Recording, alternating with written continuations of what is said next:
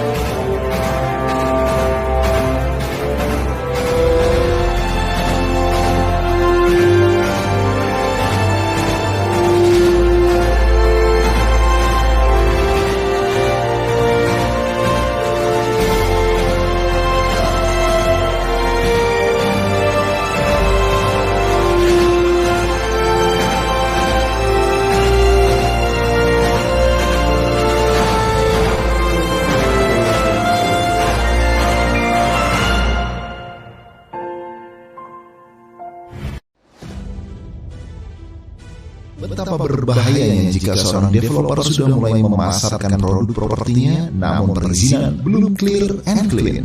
Bisnis selalu beriringan dengan hukum. Jika ada persoalan hukum, sudah pasti akan berimplikasi pada bisnis. Apa itu? Yaitu bisnis Anda akan mengalami kerugian, bahkan mengantarkan Anda kepada bisnis. Kemudian bagaimana cara membelah yang sedang sekitar. Oleh karena itu, hal inilah yang kemudian saya kira Anda wajib ketahui dalam bisnis properti. Site plan adalah gambar yang sangat dibutuhkan bagi banyak developer properti maupun perumahan. Dengan adanya site plan, maka semua akan terencana dengan baik. Biasanya saya sering menemukan di beberapa rumah-rumah yang kamu juga syariah, banyak desain-desainnya itu karena mungkin kurang dirancang dengan baik, ya. Jadi sehingga bangunannya sendiri kurang efisien, secara tampilan juga kurang baik, dan bahkan juga tidak sesuai dengan kaidah konstruksi, sehingga yang terjadi pembangunan rumah itu memakan biaya yang berlebih, sementara hasil yang dapat kurang baik. Peningkatan kualitas manajemen dibutuhkan oleh para developer properti syariah untuk menambah kepercayaan dari para konsumen. Total quality management di dalam developer properti syariah yang paling utama adalah kita bisa mengukur, kemudian bisa menilai, kemudian bisa kita mengevaluasi seluruh step proses bisnis kita. Keberlangsungan cash flow harus dijaga dalam setiap proyek properti agar tidak terjadi kegagalan bayar. Pernahkah Anda merasa penjualan Anda tinggi, tapi Anda tidak mampu membayar gaji-gaji karyawan Anda? Atau penjualan Anda tinggi, tapi utang-utang vendor tidak terbayar? Untuk menjadi developer properti syariah, Anda harus menguasai berbagai persiapan dengan baik. Jadi kemampuan negosiasi akan membuat manajer proyek dapat mengelola tim members dengan lebih baik, akan membentuk teamwork yang lebih baik. Strategi penjualan harus direncanakan secara tepat agar bisnis properti dapat terus berkembang. Berbicara tentang properti, maka hal yang terpikir sangat dominan dalam pikiran setiap Anda yang ingin menjadi pebisnis properti adalah bagaimana cara menjualkannya. Bagaimana pemasarannya? Apakah ada cara yang bisa cepat dalam penjualan dan sebagainya? Dan inilah saatnya Anda menciptakan bisnis yang penuh berkah dan sesuai syariah. Kita harus ingat sebagai pengusaha muslim, kita harus bisa memastikan bahwa harta yang kita peroleh adalah harta yang halal. Karena bicara bisnis tidak hanya untung besar, tidak hanya memperoleh pendapatan yang besar, tetapi kita juga bicara surga neraka. Inilah saatnya Anda belajar bersama para ahli. Insya Allah di acara developer properti camp tersebut, semua para konsultan akan berbicara tentang departemennya masing-masing. Insya Allah saya akan hadir di dalam acara tersebut untuk mengkombinasikan semua departemen tersebut dalam sebuah strategi, yaitu bagaimana meramu strategi-strategi di departemen tersebut agar proyek kita bisa berjalan dengan lancar. Inilah saatnya Anda belajar bersama para ahli. Daftarkan diri Anda.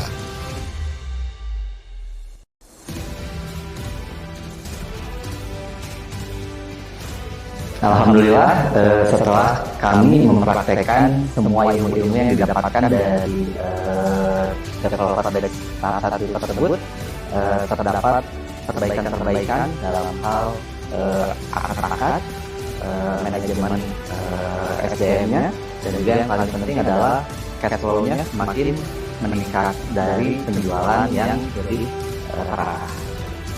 Inilah saatnya Anda belajar bersama para ahli. Daftarkan diri Anda.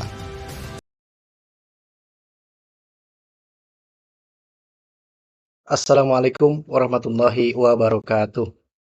Alhamdulillahilladzi arsala rasulahu bil huda wa dinil haqq liyudhhirahu 'ala ad-dini kulli wa kafaa billahi syahida. Asyhadu an la ilaha illallah wahdahu la syarika lah wa asyhadu anna Muhammadan 'abduhu wa rasuluhu alladzi la nabiyya ba'dah.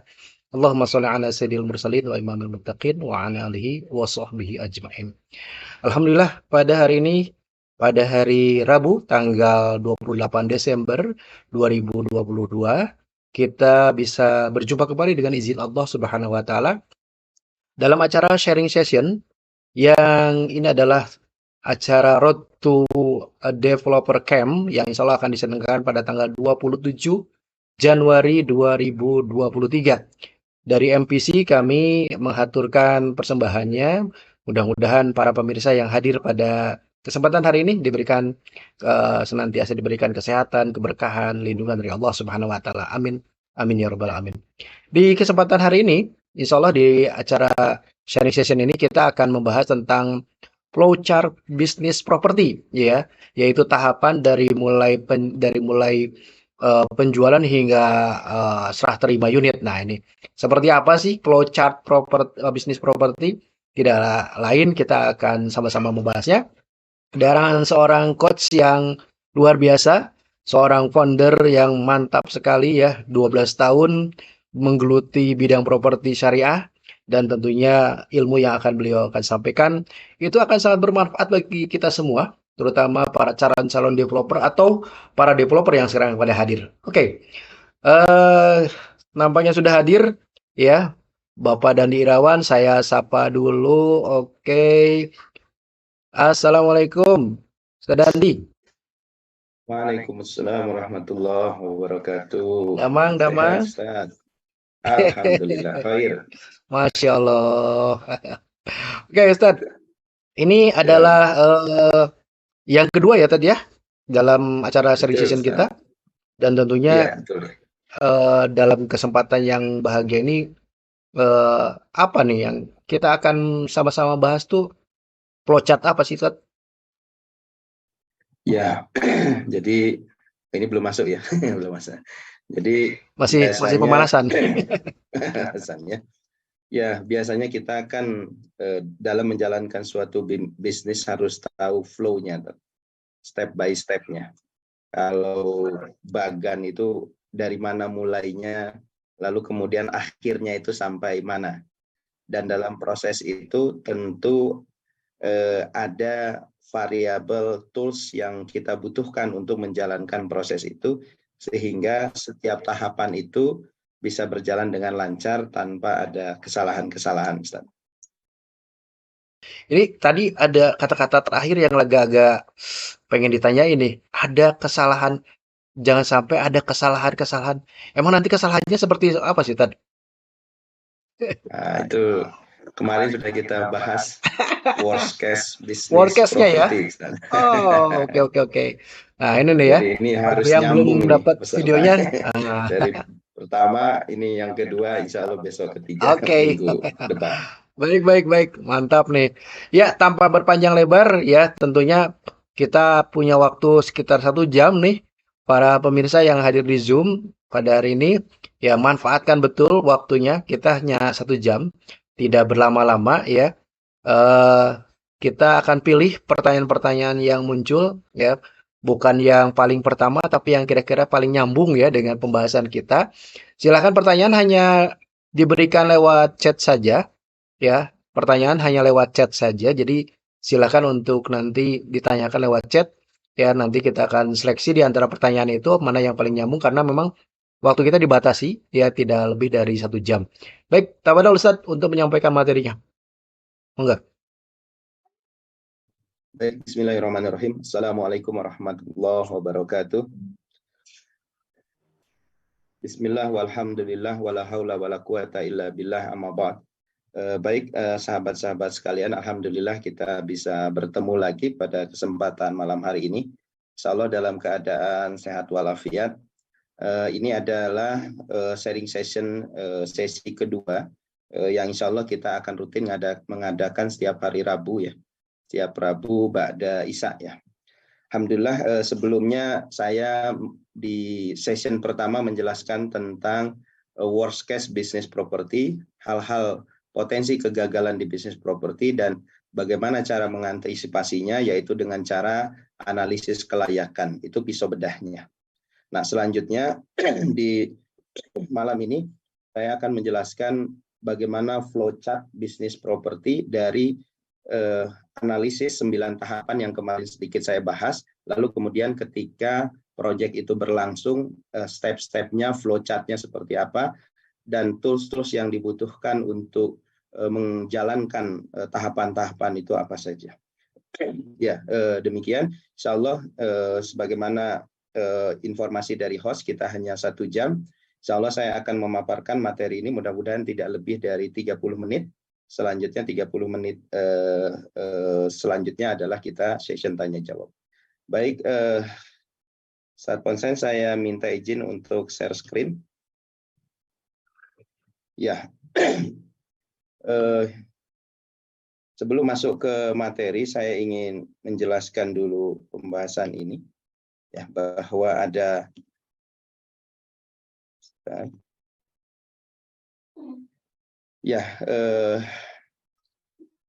kita tentunya menghendaki hasil yang terbaik di dalam bisnis kita. Hasil yang terbaik, great result, itu terdiri dari 2 hal. Yang pertama adalah great system dan great people. Ya, kalau mau mendapatkan hasil yang terbaik, ya maka caranya kita harus memiliki sistem yang baik dan SDM yang baik, gitu ya. Kalau sistemnya tidak baik, orangnya kompeten, hasilnya juga kurang optimal. Atau sistemnya baik, tapi orangnya tidak kompeten, tidak bisa menggunakan sistem, juga hasilnya kurang optimal. Maka hasil yang baik itu membutuhkan 2 kombinasi ini. Sistemnya baik dan orang yang menggunakan sistem ini juga harus mampu menggunakan sistem. Sehingga yang diharapkan oleh seorang business owner itu adalah hasil yang terbaik adalah paduan dari 2 hal ini ya. Maka itu sebagai seorang business owner, kalau kita ingin menjadi bisnis kita ini autopilot, maka yang harus kita siapkan adalah 2 ini. Menyiapkan investasi sistem dan menyiapkan investasi orang. Ya. Maka itu ada perbedaan ya antara pedagang dan pengusaha. Kan begitu ya. Apa perbedaan pedagang dan pengusaha? Kalau pedagang ya, tanpa kehadiran dia di sana, maka bisnisnya tidak bisa berjalan. Gitu ya. Karena dia tidak investasi sistem. Tapi kalau pengusaha, tanpa keberadaan dia di perusahaan, dia bisa jalan-jalan. Itu yang dinamakan sebagai autopilot. Dia bisa, perusahaannya dia, bisnisnya bisa berjalan tanpa keberadaan dia. Kenapa itu bisa terjadi? Karena orang ini, business owner ini sedari awal, dia sudah menyiapkan sistem. Investasi sistem dan investasi orang, staff. Nah, ini yang kita akan bahas nanti flow. Ya, flow chart ini adalah bagian dari kita menyiapkan sistem supaya nanti bisnis kita ini bisa autopilot. Sistemnya seperti apa, flow-nya seperti apa harus kita pahami, dan setiap tahapan itu ada tools yang harus kemudian disiapkan. Nanti ketika sistemnya ini sudah baik, sudah bisa kita anggap ini cukup optimal, nah kita akan melatih orang-orang kita atau staf-staf kita menggunakan sistem ini. Sehingga kemudian tujuan dari yang kita harapkan sebagai business owner, hasilnya terbaik itu bisa tercapai. Ya, ini dulu yang saya ingin sampaikan sebelum masuk ke materi flowchart. Karena flowchart itu saya memahami ia adalah sebuah sistem, ya. Sistem apa? Sistem developer. Nah, maka itu biasanya di dalam ilmu-ilmu manajemen itu ada istilah POAK, ya. Kita harus membuat planning, organizing, actuating, dan controlling, ya. Kalau sistem, maka sistem yang baik itu harus dirancang, direncanakan. Maka pembahasan malam ini, flowchart malam ini adalah kita hendak menyiapkan perencanaan tentang bagaimana flow business developer. Itu masuk kategori yang pertama. Malam ini adalah kita merancang, memplanning sebuah strategi developer. Flow-nya seperti apa, sistemnya seperti apa. Ketika planning ini sudah kita siapkan, ini kalau teman-teman adopsi ini sudah menjadi sebuah planning, karena ini sudah dirancang oleh teman-teman APMI dan MPC. Lalu step selanjutnya adalah poin kedua dan poin ketiga, organizing dan actuating, ya, merancang, ya, job desk dan lain sebagainya, dan actionnya itu seperti apa sesuai dengan planning yang sudah kita siapkan. Nah, biasanya orang paling cerdas, paling pintar merancang sesuatu, tetapi kelemahannya biasa adalah di controlling. Gitu, ya. Maka sistem yang baik ini harus ada alat kontrolnya. Kalau tidak ada alat kontrolnya, kita merancang, kasih ke manajemen, ini sudah saya rancang, sudah ISO 2000, ISO 9000 dan lain sebagainya, lalu dilaksanakan oleh manajemen, tetapi tidak ada mekanisme controlling. Pertanyaannya, apakah pelaksanaannya itu sesuai dengan planning atau tidak? Kita tidak tahu karena tidak ada controlling. Nah, ini yang ingin saya sampaikan kepada teman-teman, karena sharing session kedua ini kita membahas tentang sistem, strateginya. Maka strategi ini di dalam POAK ini adalah masuk kategori pertama. Nanti actionnya nanti akan dijalankan oleh teman-teman, poin kedua, poin ketiga. Juga kami di APMI sudah menyiapkan job desk, KPI, to-do list setiap SDM, dan nanti pelaksanaannya itu dilaksanakan oleh teman-teman, dan bagaimana mekanisme controllingnya. Nah, ini sistem yang semestinya dirancang supaya tadi, ya, bisnis kita itu resultnya baik, itu kumpulan dari sistem yang baik ditambah dengan SDM yang baik. Demikian, ya. Oke, kita akan masuk ke materi. Sebentar.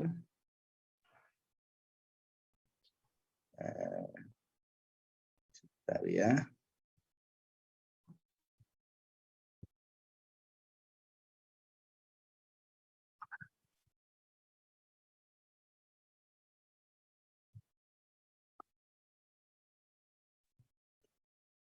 Mohon maaf ada.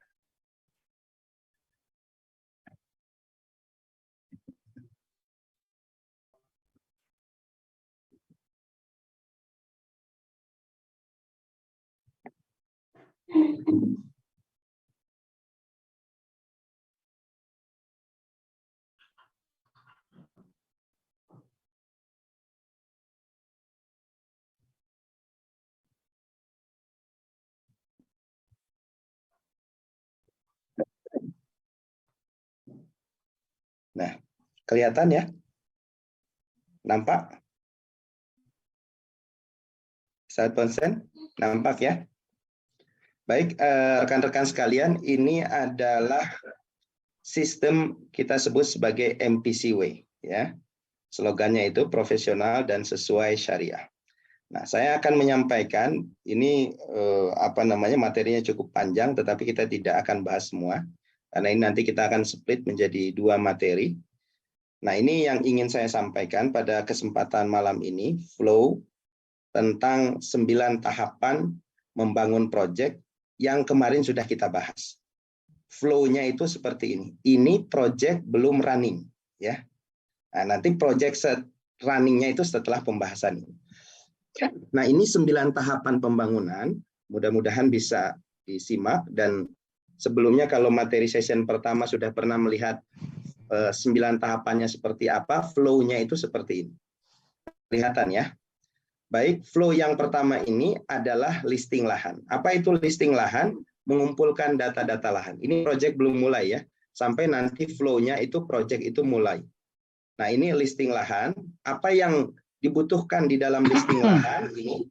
Luas lahan, harga lahan, cara bayar, kontur, lokasi Gmap-nya seperti apa untuk mengetahui kompetitor. Nah, kalau setelah kita analisis itu layak, masuk, kemudian tahap kedua adalah quick count. Nah, di atas itu ada BOD, Board of Director. Siapa yang melakukan ini? Yang melakukan listing lahan dan quick count adalah BOD, Direktur. Quick count-nya seperti apa? Quick count-nya itu adalah analisis cepat. Ini saya perlihatkan quick count-nya dulu. Nah, quick count seperti ini. Nah, tahapan yang kedua adalah dari listing lahan, kita masukkan data-datanya ke sini. Ya, data-data ke sini yaitu datanya tadi yang kita butuhkan, luas lahannya berapa, harga lahannya berapa, kompetitor berapa, dan lain sebagainya. Kita masukkan input ke yang warna hijau ini. Ya. Tapi kita nggak akan studi kasus di sini, ya gitu ya. Ini saya akan memperlihatkan cepat saja. Tahap yang kedua, tadi tahap pertama listing lahan, lalu kemudian datanya dimasukkan ke tahap kedua quick count. Nah, dimasukkan ke sini nanti otomatis dia akan keluar yang kuning di bawah ini, yaitu berapa total omset, berapa pengeluaran, dan estimasi profit berapa. Nah, estimasi profit di sini contohnya 16M. Nah, pertanyaannya ke BOD, apakah estimasi profit ini visible atau tidak? Ya, mau dilanjutkan atau tidak? Nah, kalau dianggap oleh BOD itu visible, maka kita lanjutkan. Lanjutkannya kemana? Ya, sini. Ya, ini tahap kedua, ketika quick count itu visible, maka kita lanjutkan. Nah, ini ada pelaporan hasil quick count. Profitnya berapa? Tadi profitnya 16M. Kalau tidak profit atau tidak visible, maka dia lari kembali ke data lahan. Maka cari data lahan yang berikutnya, yang kedua, yang ketiga. Tapi kalau dia visible, masuk ke tahapan ketiga, yaitu analisis kelayakan. Ini flow-nya seperti itu ya. Analisis kelayakan kemarin sudah kita bahas ya dalam waktu 1 jam. Apa yang kita analisis? Tadi ketika hasilnya itu visible, maka selanjutnya kita analisis dulu. Karena belum tentu dari sisi analisis kelayakan ini kita anggap memenuhi syarat. Apa yang kita analisis terhadap lahan tersebut yang kita anggap visible ada 4. Yaitu analisis legalitas, surat-surat, dan perizinan itu dilakukan oleh tim legal.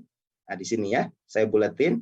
Lalu yang kedua, analisis sosial biasa dilakukan oleh tim HR, ya, itu untuk mengecek bagaimana respon masyarakat, ada apa penolakan atau tidak, bagaimana CSR-nya dan lain sebagainya. Kemarin kita sudah bahas. Kalau oke, lalu kemudian ada analisis geografis.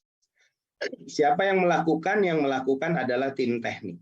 Dia akan mengecek konturnya seperti apa, dia akan mengecek akses jalannya bagaimana, sumber airnya seperti apa, dan lain sebagainya. Ya, sehingga nanti kemudian digunakan untuk membuat cash flow. Lalu analisis ekonomi yaitu dirancang oleh tim finance. Kompetitornya bagaimana, ya. Lalu kemudian membuat value-nya seperti apa karena sudah melakukan analisis SWOT terhadap kompetitor. Nah, kalau quick count-nya itu profitable dan analisis kelayakannya semua memenuhi syarat, maka kita kategorikan layak. Maka step-nya masuk ke step keempat, yaitu pembuatan cash flow. Kalau tidak layak, misal apa yang tidak layak? Analisis legalitas perizinannya tidak mungkin terbit karena di zona hijau. Maka tidak layak, kembali lagi ke data lahan. Ke listing lagi ke yang pertama. Tapi kalau atau yang tidak layak apa? Yang tidak layak HR. Misalnya ada problem sosial, ada penolakan CSR-nya yang diminta tidak masuk akal dan lain sebagainya, maka kita anggap kategori tidak layak. Tidak perlu dipaksakan dilanjutkan untuk negosiasi lahan ke yang keenam, tetapi kembali ke listing lahan. Cari lagi data lahan yang lain. Nah, setelah oke, lalu kemudian melakukan pembuatan cash flow. Siapa yang merancang itu? Yang merancang itu biasanya kalau di kami direktur atau BOD, Board of Director. Nah, membuat cash flow karena sudah dianalisis oleh semua departemen termasuk tim teknik. Oh, konturnya seperti ini, buangan airnya seperti ini, DPT-nya kemungkinan begini, side plan-nya kemungkinan begini, baru kemudian dirancang oleh BOD untuk pembuatan cash flow. Nah, siapa yang merancang pembuatan cash flow? Yaitu tim teknik dan tim finance, karena itu adalah komponen yang paling banyak di dalam pembuatan cash flow. Nah, setelah dibuat cash flow, lalu kemudian kita tahu berapa profitnya. Nah, ini kan bisnis ini butuh modal. Maka kami sangat merekomendasikan menjalankan bisnis properti itu harus dengan modal. Kalau kita nggak punya modal gimana? Kita cari investor. Maka di flow ini saya masukkan ada investor. Setelah apa? Setelah kita mengetahui cash flow. Karena tidak mungkin kita membuat FS, feasibility study, membuat proposal ke investor tanpa ada feasibility study, tanpa ada cash flow. Karena investor itu dia hanya akan menanyakan 3 hal. Apa saja? Berapa modal yang dibutuhkan, kapan BEP-nya atau kapan modal itu dikembalikan, dan kapan berapa return-nya, ROI-nya. Investor itu butuh itu saja. Kalau kita kemudian buat proposal, tidak ada data itu tidak menarik atau dipertanyakan. Maka setelah membuat cash flow, tahapan keempat, maka kita akan membuat proposal, yang mana proposal itu akan dikirimkan ke investor. Ya, 3 poin itu harus dicantumkan, berapa yang kita minta, kapan BEP-nya, dan berapa return-nya, ROI-nya. Nah, setelah itu baru kemudian setelah dapat lampu dari investor, jangan melangkah terlalu jauh, lalu kemudian kita melakukan pra-marketing. Investor mengatakan, oke, saya siap modalin, tapi demand and supply-nya gimana? Respon pasarnya seperti apa terhadap proyek tersebut? Nah, setelah itulah kemudian kita melakukan pra-marketing. Ya, pra-marketing dilakukan oleh BOD, menginstruksikan ke tim marketing untuk melakukan analisis pasar. Nah, kalau analisis pasar itu responnya, demand-nya bagus, maka kita lanjutkan ke tahap selanjutnya. Sudah ada investor, maka negosiasi lahan. Kalau responnya, demand-nya tidak ada, ya sudah tidak perlu dipaksakan. Kita katakan ke investor, ini demand-nya kurang sesuai dengan harapan kita nggak bisa paksakan, kita coba mencari listing lahan yang lain. Kembali lagi ke pertama. Begitu flow-nya, tahapannya. Nah, ketika kemudian layak, maka masuk ke tahapan berikutnya adalah negosiasi lahan. Ya, negosiasi lahan itu kepada siapa? Ke pemilik lahan. Ini ada 2 kemungkinan. Bisa jadi pemilik lahan dari listing yang pertama, itu bisa jadi informasinya ini ya, kalau diperhatikan di listing lahan ini, cara bayar. Nah, data yang kemudian masuk ke kita, cara bayarnya lahan itu diinformasikan kerjasama. Berarti kan tetap ada negosiasi untuk menetapkan harga lahan. Ya, harga lahannya berapa sekalipun dia ngajak kerjasama. Sehingga kemudian nanti keluar angka-angka nisbah bagi hasil antara landlord, pemilik lahan, investor, dan developer selaku pengelola. Kalau ini clear, deal kesepakatannya, maka turunan dari negosiasi lahan itu ada akad. Ya, kalau tidak deal maka kembali lagi ke data lahan. Tapi kalau deal ada 2 kemungkinan. Apakah yang pertama ini bagannya kerjasama, syirkah, atau kemudian jual beli tanah tersebut, murabahah, gitu ya. Nah, kalau kerjasama, ya berarti draftnya berbeda dengan draftnya jual beli. Nah, apapun itu, apakah murabahah atau jual beli atau kerjasama, berarti lahan tersebut, proyek itu berlanjut. Berlanjut kemana? Berlanjut ke akad. Maka kita menyiapkan draft akad. Nah, tahapan-tahapan ini sebenarnya kalau kita klik ini muncul nih, contoh draft akad. Tapi saya tidak bahas di minggu ini. Insya Allah saya akan bahas di minggu depan. Kalau ini diklik, misalnya draft akad kita klik, nanti muncul contoh draft akadnya seperti apa. Ini yang kita sebut sebagai sistem, flowchart-nya seperti itu. Nah, di dalam draft akad itu, yang perlu kita perhatikan, siapa yang membuat draft akad itu setelah semua sepakat. Antara landlord, pemilik lahan, investor, dan developer. Yang membuat adalah, ini perhatikan di atas, tim legal. Ya, tampak ya. yang membuat adalah tim legal. Tim legal itu harus membuat draft akad itu memenuhi 2 unsur, yaitu unsur syariah dan unsur hukum positif. Artinya draft akad itu tidak boleh menyimpang dari akad-akad syariah, dan draft akad itu kita pastikan aman dari potensi permasalahan hukum. Gitu ya. Kalau hanya mengakomodir hukum syariah tetapi di klausal akad itu tidak menjaga hak setiap orang, maka ini berpotensi masalah. Atau secara hukum positif diatur tetapi klausal akad sesuai dengan akad-akad syariah ini tidak terakomodir di dalam akad tersebut. Ini juga berbahaya. Maka itu setelah tahap ke-6 negosiasi lahan, maka kita membuat draft akad. Siapa yang membuat draft akad itu? Yang membuat adalah tim legal. Nah, ini kalau kita klik nanti muncul draft akadnya itu seperti apa. Kalau setelah dibuat draft akad lalu dikembalikan lagi ke pemilik lahan, investor dan developer sepakat, maka kemudian proyek ini bisa kita lanjutkan. Deal. Artinya proyek itu semua saling sepakat. Kalau tidak, maka kembali lagi ke pertama, data lahan. Maka setelah deal baru kemudian secara formal kita mengurus perizinan. Ini tahap ke-7 ya. Tahap ke-7 kita mengurus perizinan. Ya, kemarin saya sudah perlihatkan 9 tahapan bagaimana mendevelop.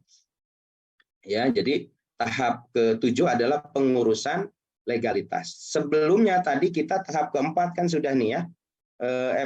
Tahap ke-3 analisis kelayakan ini. Analisis kelayakan apa? Dari sisi legalitas. Apakah perizinannya bisa terbit atau tidak terbit itu di tahapan ke-3. Apakah zonanya ini zona kuning atau zona hijau itu di tahapan ke-3. Sebelum lahan itu kita deal di antara para pihak. Karena kalau tidak deal di sini tidak perlu sampai negosiasi lahan dan ngurus izin. Coba kalau flow-nya langsung dia ngurus perizinan di tahap ke-7. Ya, ngurus perizinan. Lalu kemudian dia melakukan analisis. Ternyata setelah dia mengurus perizinan ke PUPR, DMP, TSP, dan lain sebagainya, lalu direspon oleh PUPR, mohon maaf, lahan ini adalah lahan hijau. Nah ini kan jadi masalah akhirnya. Padahal kita sudah investasi, mengeluarkan effort, bahkan biaya, sudah membuat akad, ternyata setelah kita urus perizinan tahap 7, ternyata direspon oleh dinas terkait bahwa tidak bisa dilanjutkan, karena ini adalah zona hijau. Nah, ini kan repot. Makanya flow itu harus berurutan seperti itu. Secara formal setelah semuanya oke, analisis tahapan ke-3 oke, baru kemudian pengurusan legalitas. Setelah pengurusan legalitas, baru kemudian kita membuat perencanaan master plan. Baik site plan-nya, unitnya, fasumnya, dan lain sebagainya. Siapa yang membuat? Yang membuat adalah tim teknik, ini ya. Tim teknik membuat DED, konsep kawasan, fasum fasos, timeline kerja, ya, dan lain sebagainya. Lalu kemudian tim HR itu menyiapkan apa? Strategi SDM dan lain sebagainya, gitu ya. Jadi setelah tahapan ke-8, semua tim itu menyiapkan tools-toolsnya. Setelah tools itu siap, baru kemudian kita melakukan launching perumahan. Apakah dengan cara gathering dan lain sebagainya? Mangga dipersilakan. Nah, inilah tahapan-tahapan proyek dari sebelum proyek itu mulai, listing lahan, sampai proyek itu on. Tapi belum serah terima ke konsumen ya. Nah, ini flow yang pertama, 9 tahapan. Nah, di sini ada quick count tadi ya, ada form studi kelayakan. Kalau kita klik, ini kan yang keempat cash flow ya. Kalau kita klik yang muncul nih. Cash flow itu seperti apa? Ya, cash flow itu seperti ini kurang lebih ya. Ini ada rencana penerimaan, ada rencana pengeluaran, ya. Nah, ini cash flow-nya. Nah, ini summary-nya, nanti detail-detailnya ada di sana semua. Oke ya, seperti itu. Nah, selanjutnya setelah project itu on, flow selanjutnya adalah berarti project ini sudah mulai, sudah jualan, kan begitu ya? Sebentar ya. Sudah jualan. Saya geser dulu ke atas. Oke. Nah, ini alur tahapan proyek itu mulai. Yang pertama adalah ketika kemudian ada pembeli, siapa yang handling? Yang handling adalah departemen marketing. Apa yang dilakukan oleh departemen marketing? Dia melakukan follow up dan menyampaikan value project-nya. Nah, setelah kemudian dijelaskan value produk kita oleh departemen marketing, maka selanjutnya ke departemen keuangan. Karena dia akan melakukan booking fee. Berarti oleh departemen marketing atau tim marketing diarahkan ke tim keuangan untuk melakukan booking fee. Nah, ini nanti kalau pembahasan di minggu besok itu nanti akan kita perlihatkan tools-toolsnya ya. Bagaimana tools booking fee ini kemudian bisa tinggal dipakai oleh teman-teman. Nah, dari tim marketing ketika value itu sudah dapat dan kemudian konsumen itu sepakat dengan produk kita, dia mau booking fee diarahkan ke departemen keuangan. Nah, ketika ke departemen keuangan dia booking fee ya, lalu kemudian kita syaratkan selanjutnya apakah dia kredit atau dia cash. Kalau kredit, nah, biasanya ada analisis kredit. Nah, saya menyarankan kalau di kredit maka tahapan ketiga flow-nya ada analisis kredit. Kalau dia cash maka tidak perlu ke analisis kredit, langsung ke departemen legal untuk melakukan akad. Nah, kita batasi waktunya, misalnya setelah booking fee, dia booking fee 7-10 hari. Ketetapannya kalau konsumen itu tidak berlanjut, maka ini batal ya. Apa yang terjadi? Maka booking fee-nya hangus. Boleh tidak secara syariah? Boleh selama kesepakatannya di awal sudah disampaikan. Ya, kalau dalam waktu 7-10 hari setelah booking fee konsumennya mundur, maka booking fee-nya hangus. Tapi kalau dia lanjut, nah lanjutnya ini ada dua kategori setelah booking fee. Apakah dia cash ataukah dia kredit? Kalau dia kredit, maka berkas-berkasnya nanti masuk ke tim legal. Nah, minggu depan kita akan perlihatkan berkas-berkas yang harus disiapkan itu apa saja dan format berkas-berkasnya seperti apa nanti bisa kita tampilkan. Kalau dia kredit, ya maka langkah selanjutnya berkasnya masuk ke tim legal. Apa yang dilakukan? Melakukan analisis kredit. Kita akan mengetahui datanya, berapa income-nya, berapa pengeluarannya, berapa take home pay-nya. Nah, di sini tim legal itu yang melakukan analisis bersama tim asesor, analisis kredit. Bisa jadi tim asesor itu adalah tim internal, bisa jadi tim asesor itu adalah tim eksternal, independen di luar. Nah, kalau dia layak, maka kemudian lanjut ke DP, 30% kah, 35% kah, atau 50%. Kalau dia tidak layak, maka lari berkasnya ke departemen keuangan, booking fee-nya dikembalikan, gitu ya. Nah, kalau kredit dia ke tim legal, kalau dia cash maka dia ke departemen legal, ya. Untuk apa? Untuk menyiapkan akad dibantu oleh departemen keuangan, finance. Untuk apa? Untuk disiapkan bukti-bukti pembayarannya, ya. Jadi kalau dia cash ke departemen legal. Nah, kalau dia kredit ke legal, analisis kredit, setelah layak dia DP, baru kemudian dia ke tim legal. Akhirnya ketemu juga di tim legal. Cuma kalau kredit agak panjang flow-nya. Kalau yang cash langsung ke tim legal. Nah, setelah dia akad, maka ini yang berjalan di kami flow-nya itu masuk ke tim teknik, ya. Yang di atas ini adalah tim atau departemen ya. Masuk berkasnya ke tim teknik dan departemen marketing untuk menginformasikan. Tim marketing akan menginformasikan ke konsumen bahwa setelah kemarin dia melakukan akad, nanti ada mekanisme audiensi, yaitu tahap ke-6.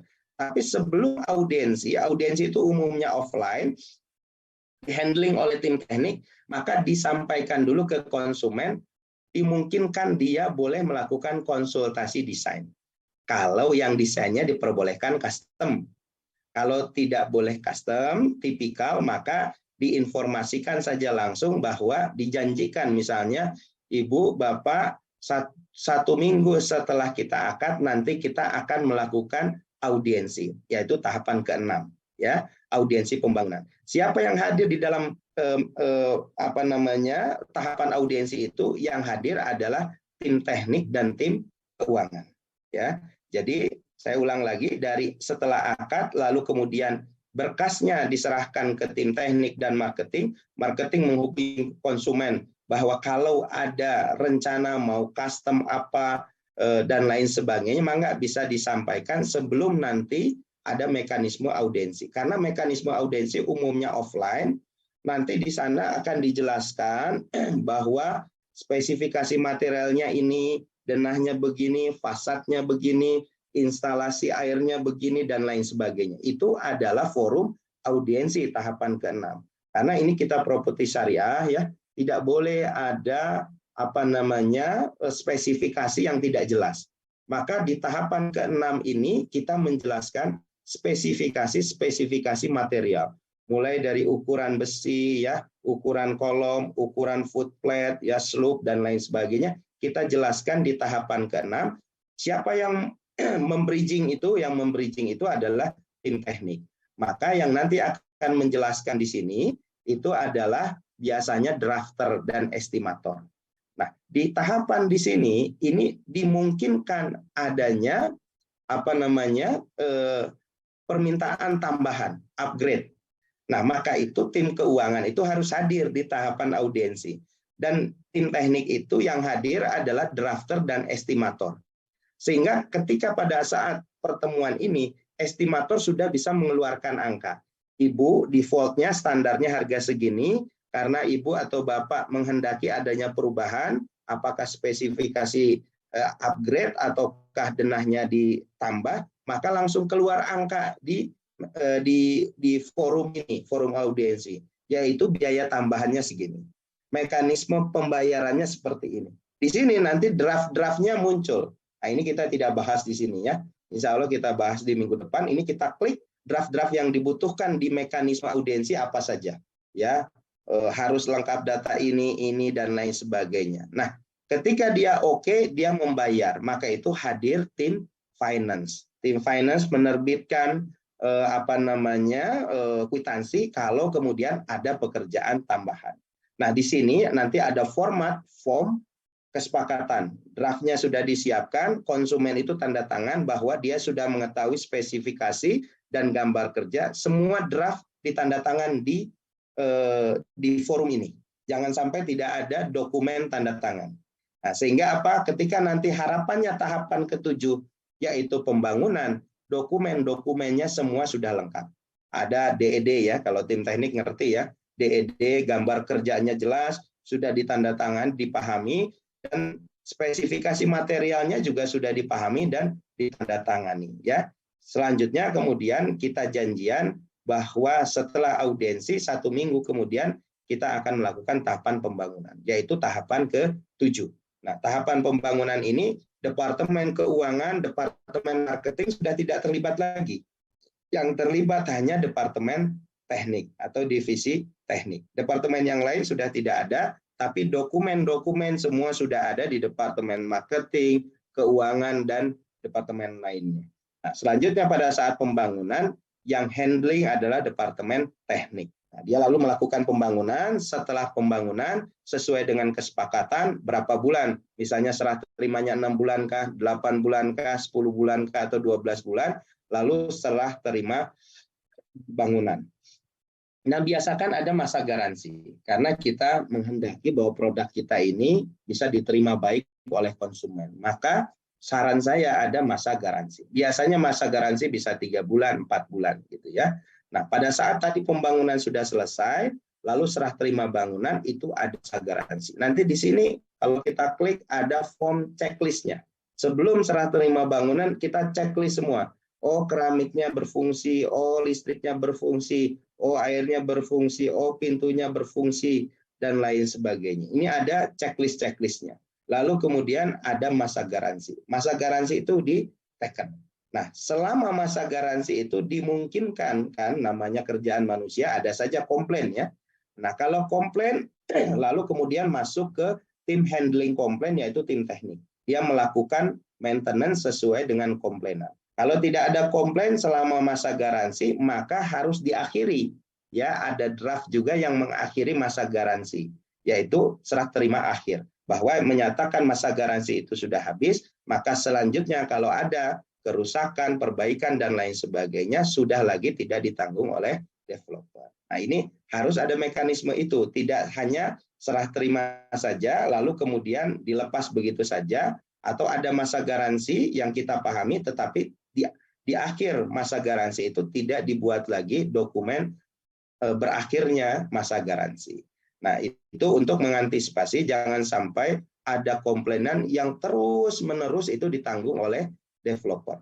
Nah, ketika itu sudah selesai, masa garansi selesai, dokumennya ditandatangani, lalu kemudian berakhirlah proyek itu, diserah terimakan ke konsumen.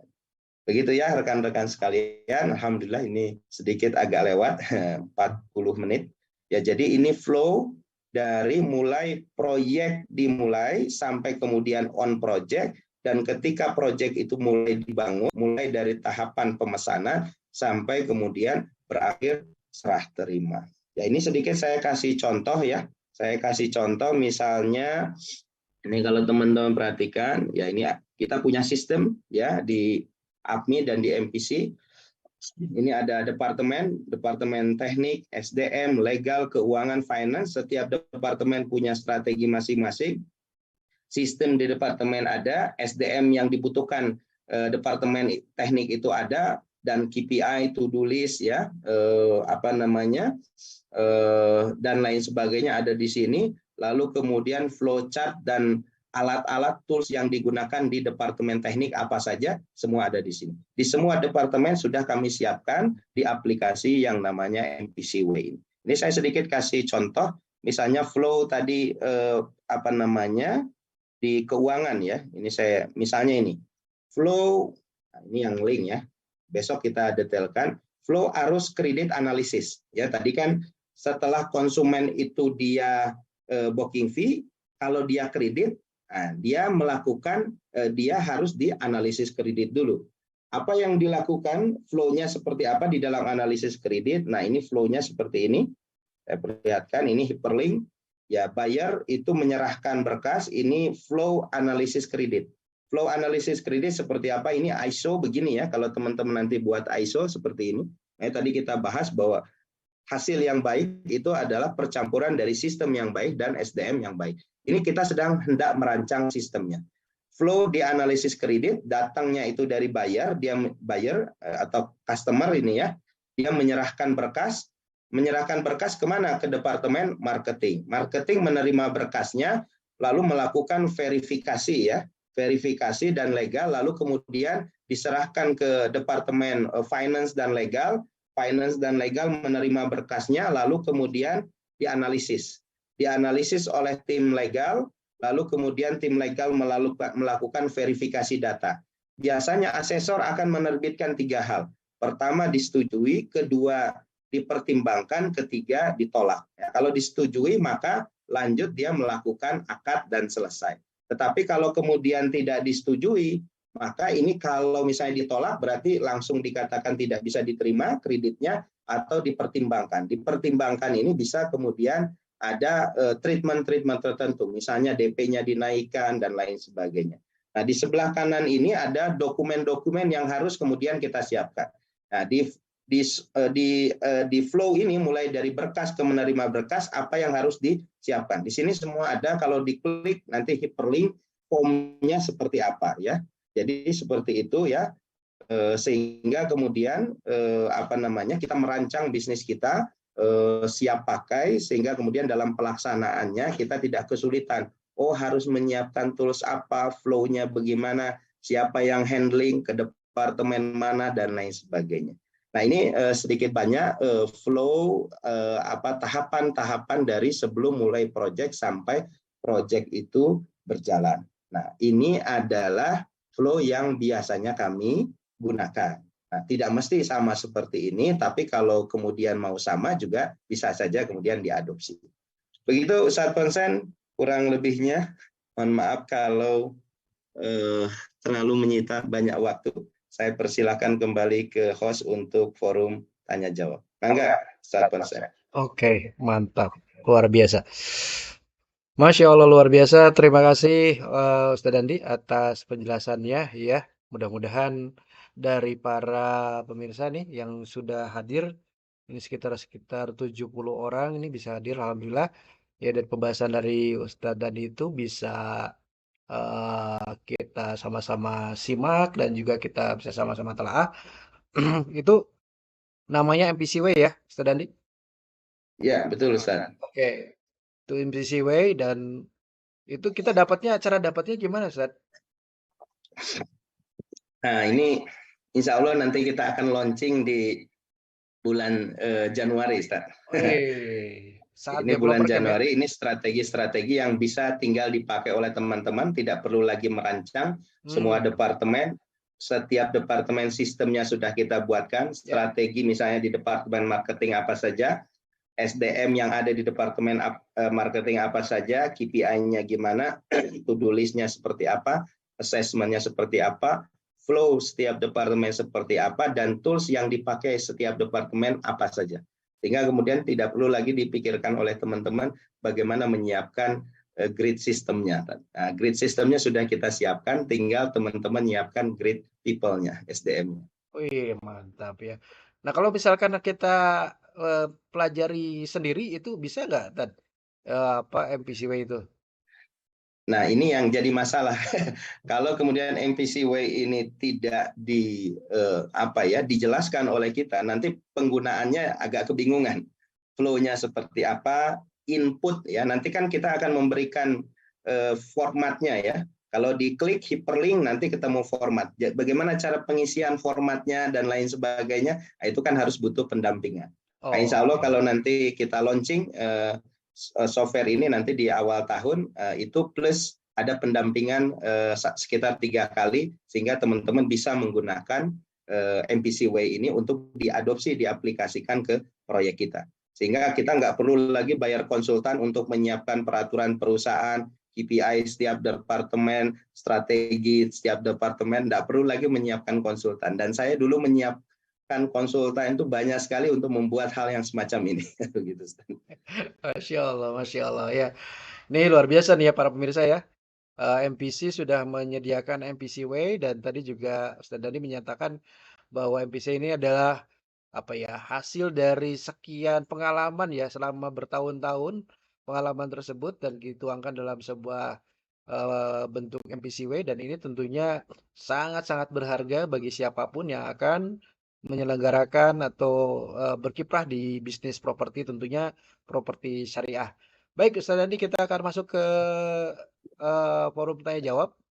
Oke. Siap, saya sambil ini mau cas dulu, Tad. Monggo, silakan. Oke, kita lihat nih di sini ada pertanyaan. Sudah ada 5 pertanyaan. Oke, ntar ya saya coba cari pertanyaan yang mana nih? Ada pertanyaan yang pas nggak ya? Oke, ini ada pertanyaan dari Muhammad Fatul ya. Pertanyaan dari Muhammad Fatul. Untuk masa garansi, biasanya berapa lama, Pak? Dan yang di cover garansi itu sampai sejauh apa? Oke. Lalu pertanyaan berikutnya, apakah biaya maintenance dari over garansi ini dimasukkan ke dalam rencana keuangan atau bagaimana? Ya, pertanyaan bagus deh dari Muhammad Fatul. Terima kasih. Apa tuh, Ustaz Dandi? Ya, masa garansi ya. Makanya tadi saya sampaikan bahwa apa yang saya sampaikan tadi itu adalah sistem yang kami jalankan. Tidak mesti sama persis, itu dikembalikan lagi ke kebijakan manajemen.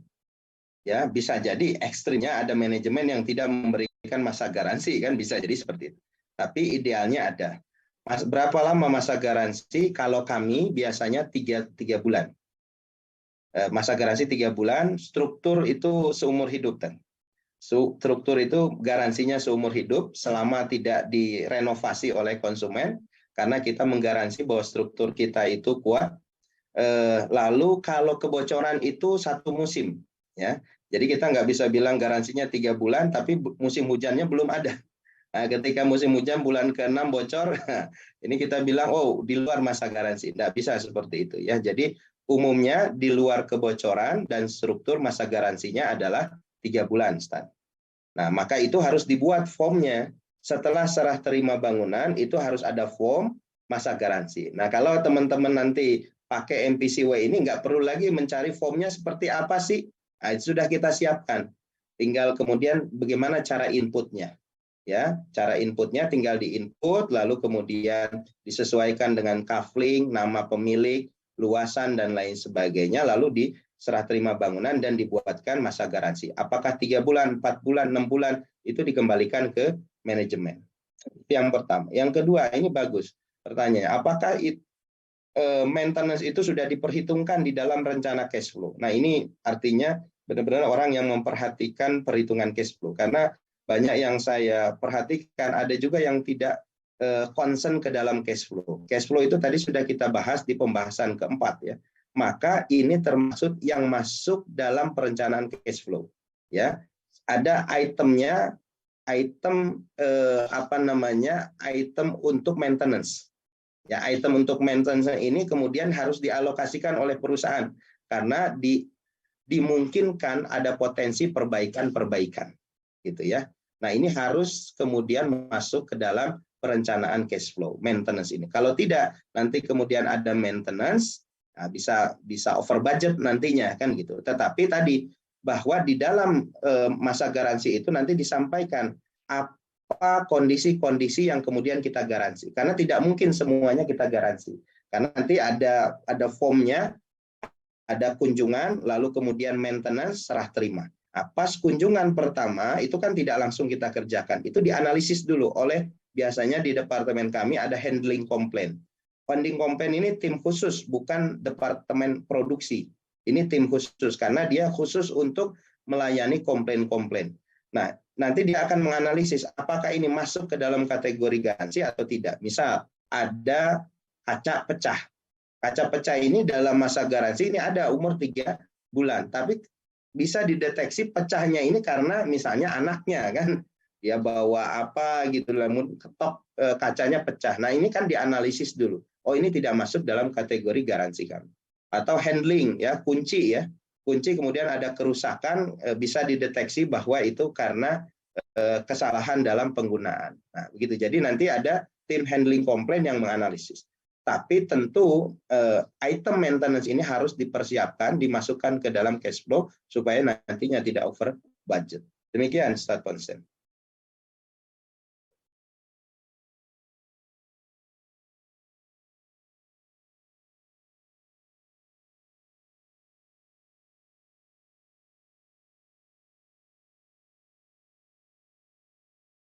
Di pertanyaan berikutnya ada Bapak Sky Putra nih ya. Sky Putra. Apa standar dalam penerimaan user? Sisi apa saja yang jadi pertimbangan? Apakah sama dengan skema perbankan atau bagaimana? Ah, ini ya. Apa tahu, Ustaz? Ya. Pada prinsipnya sama dengan konvensional, yaitu 5C ya. Ada istilah 5C ya. Karakter, kolateral, kapital, dan lain sebagainya. Nah, tapi di konvensional yang paling pertama dilihat adalah kapital. C pertama adalah kapital. Kalau di properti syariah atau minimal yang perusahaan saya jalankan, C yang pertama itu adalah karakter, bukan kapital. Ya, jadi 5C-nya itu sama antara syariah dan konvensional, tetapi di dalam interview oleh asesor analisis kredit, yang paling diperhatikan itu adalah karakter.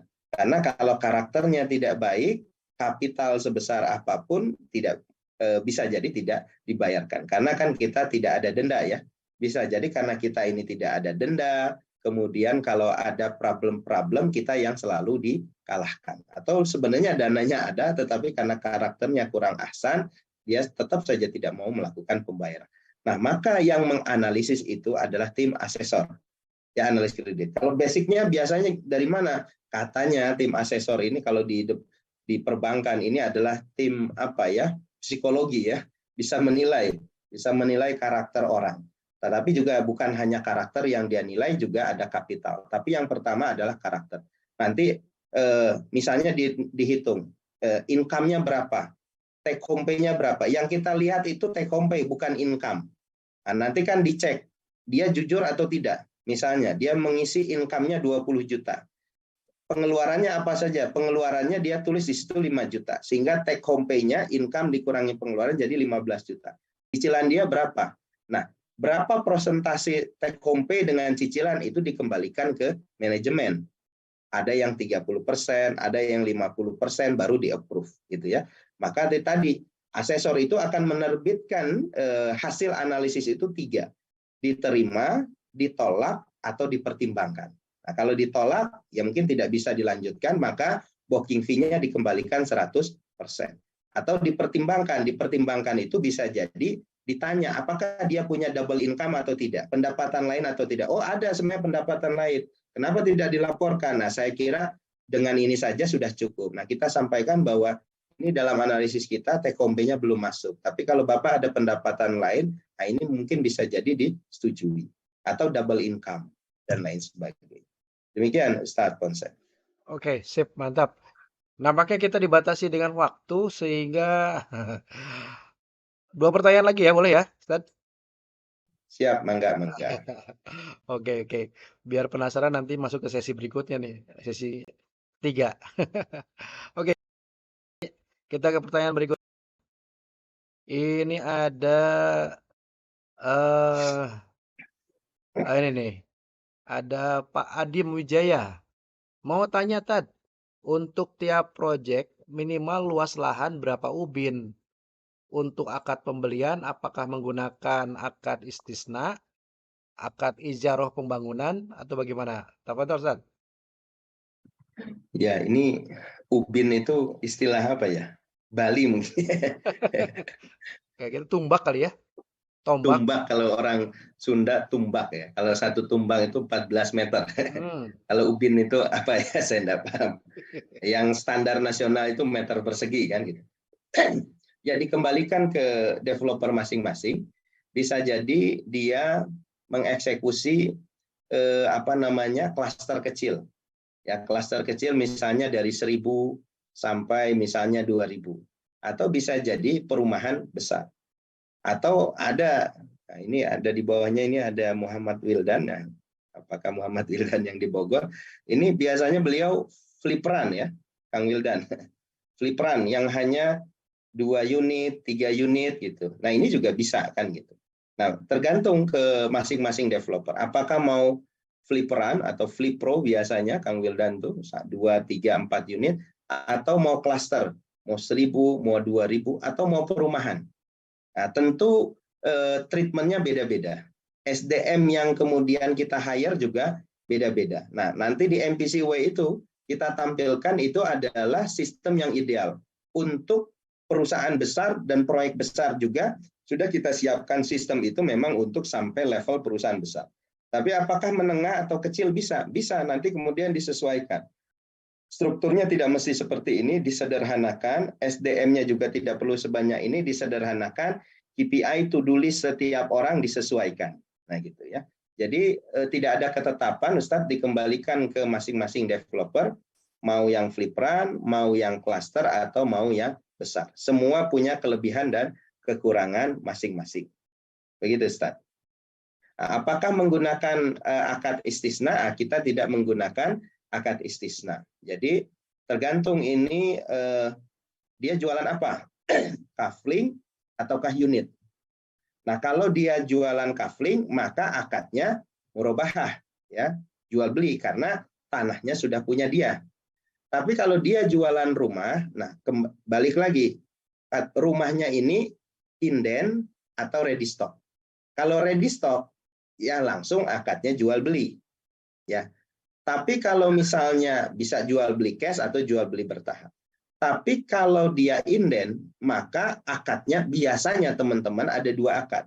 Biasanya menggunakan wa'ad ghairu mulzim, setelah jadi 50% baru kemudian berubah menjadi akad jual beli, atau di awal tidak menggunakan wa'ad tetapi langsung jual belinya 2 jual beli.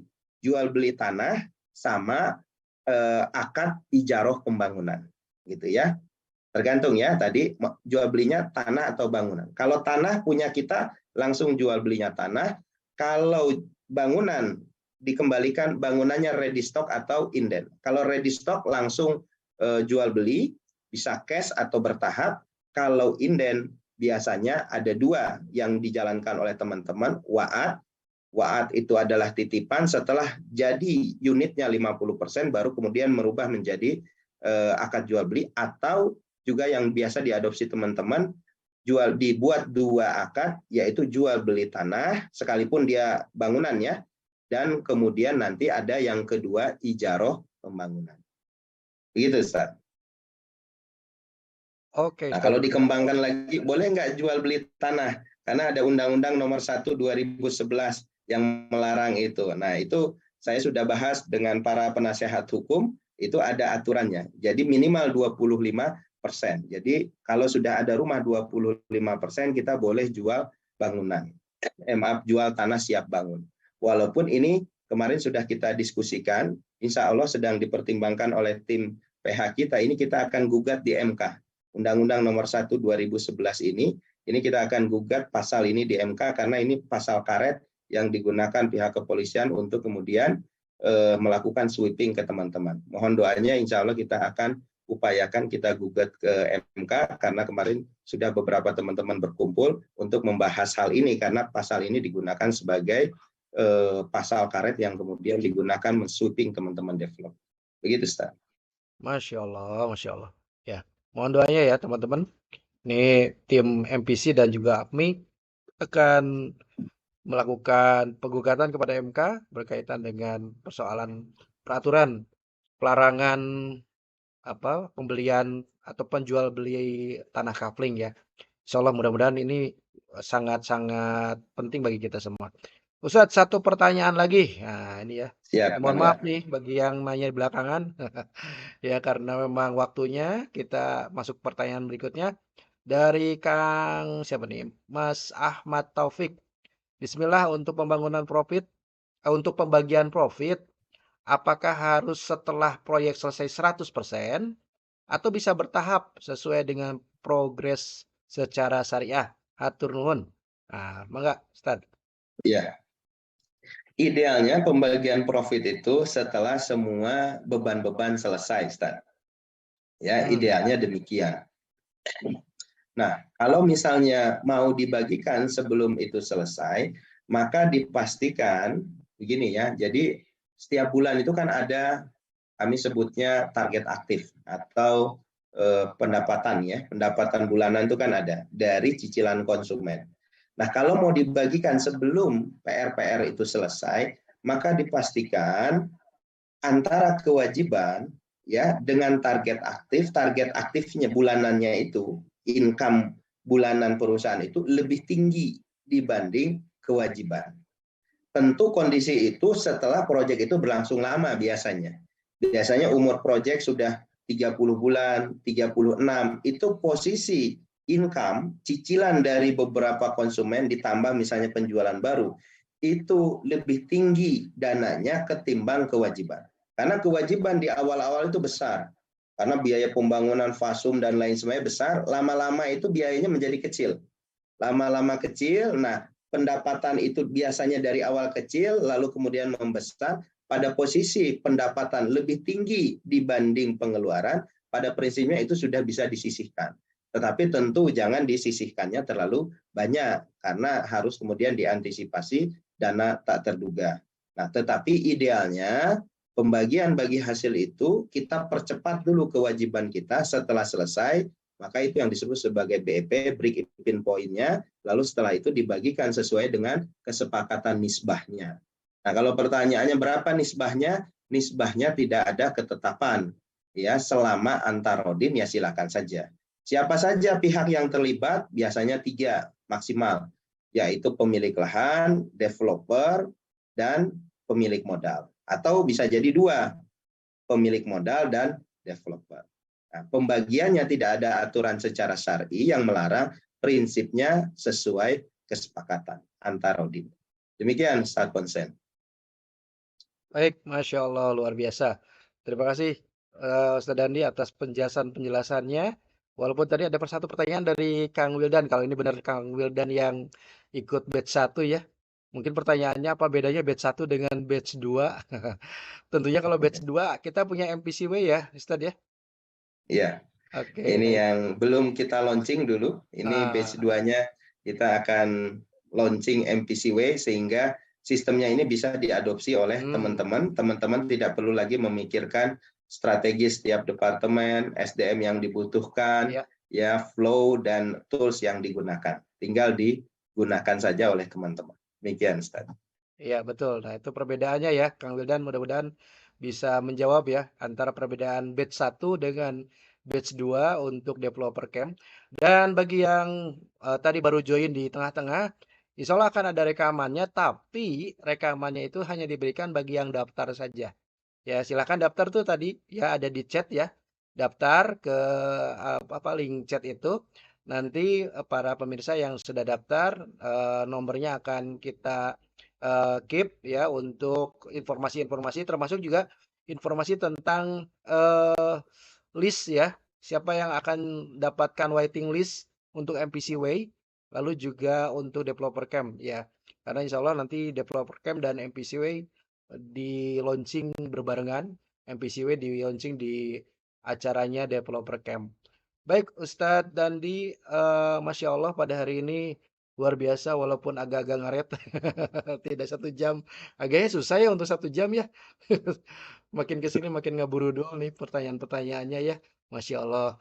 Baik Ustadz Dandi, terima kasih atas waktunya, atas kesempatannya, atas ilmunya, pengalamannya dan sebagainya.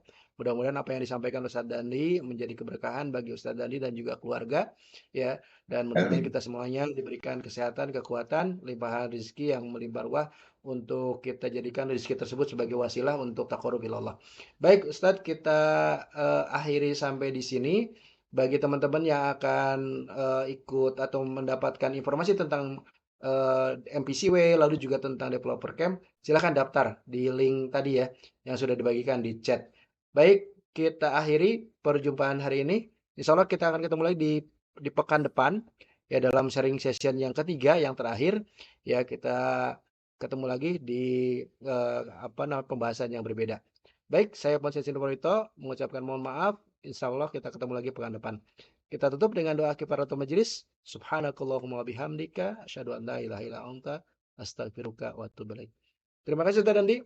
Ya, wassalamualaikum warahmatullahi wabarakatuh. Waalaikumsalam warahmatullahi wabarakatuh. Ustaz Sadena semuanya. Terima kasih.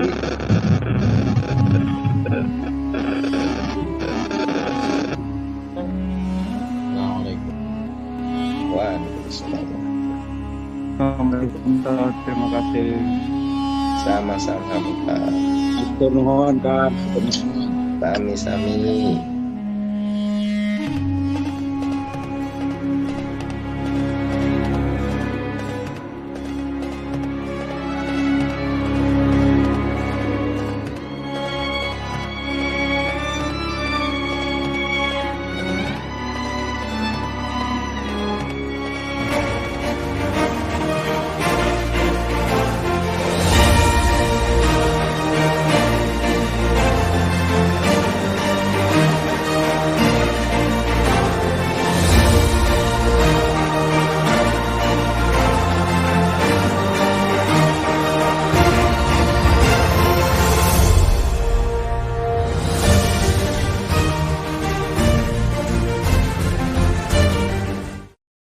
Saatnya Anda bertransformasi menjadi developer properti syariah yang profesional, berkembang bersama para ahli, dan bersiap untuk mewujudkan visi masa depan.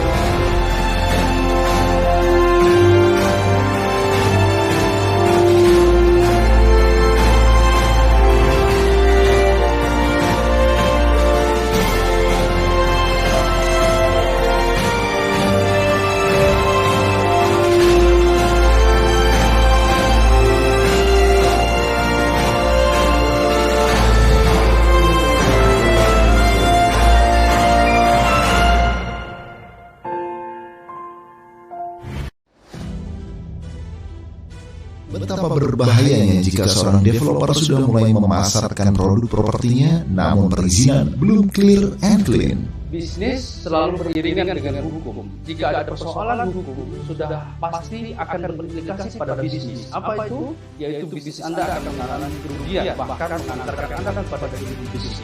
Kemudian bagaimana cara membeli lahan yang sedang sengketa? Oleh karena itu, hal inilah yang kemudian saya kira Anda wajib ketahui dalam bisnis properti. Site plan adalah gambar yang sangat dibutuhkan bagi banyak developer properti maupun perumahan. Dengan adanya site plan, maka semua akan terencana dengan baik. Biasanya saya sering menemukan di beberapa rumah-rumah yang terutama juga syariah, banyak desain-desainnya itu karena mungkin kurang dirancang dengan baik, ya. Jadi sehingga bangunannya sendiri kurang efisien, secara tampilan juga kurang baik, dan bahkan juga tidak sesuai dengan kaidah konstruksi, sehingga yang terjadi pembangunan perumahan itu memakan biaya yang berlebih, sementara hasil yang didapat kurang baik. Peningkatan kualitas manajemen dibutuhkan oleh para developer properti syariah untuk menambah kepercayaan dari para konsumen. Total quality management di dalam developer properti syariah yang paling utama adalah kita bisa mengukur, kemudian bisa menilai, kemudian bisa kita mengevaluasi seluruh step proses bisnis kita. Keberlangsungan cash flow harus dijaga dalam setiap proyek properti agar tidak terjadi kegagalan bayar. Pernahkah Anda merasa penjualan Anda tinggi, tapi Anda tidak mampu membayar gaji-gaji karyawan Anda? Atau penjualan Anda tinggi, tapi hutang-hutang vendor tidak terbayar? Untuk menjadi developer properti syariah, Anda harus menguasai berbagai persiapan dengan baik. Jadi kemampuan negosiasi akan membuat manajer proyek dapat mengelola tim members dengan lebih baik, akan membentuk teamwork yang lebih baik. Strategi penjualan harus direncanakan secara tepat agar bisnis properti dapat terus berkembang. Berbicara tentang properti, maka hal yang terpikir sangat dominan dalam pikiran setiap Anda yang ingin menjadi pebisnis properti adalah bagaimana cara menjualkannya. Bagaimana pemasarannya? Apakah ada cara yang bisa cepat dalam penjualan dan sebagainya? Dan inilah saatnya Anda menciptakan bisnis yang penuh berkah dan sesuai syariah. Kita harus ingat sebagai pengusaha muslim, kita harus bisa memastikan bahwa harta yang kita peroleh adalah harta yang halal. Karena bicara bisnis tidak hanya untung besar, tidak hanya memperoleh pendapatan yang besar, tetapi kita juga bicara surga neraka. Inilah saatnya Anda belajar bersama para ahli. Insya Allah di acara developer property camp tersebut, semua para konsultan akan berbicara tentang departemennya masing-masing. Nah, insya Allah saya akan hadir di dalam acara tersebut untuk mengkombinasikan semua departemen tersebut dalam sebuah strategi, yaitu bagaimana meramu strategi departemen tersebut agar proyek kita bisa berjalan dengan lancar. Inilah saatnya Anda belajar bersama para ahli. Daftarkan diri Anda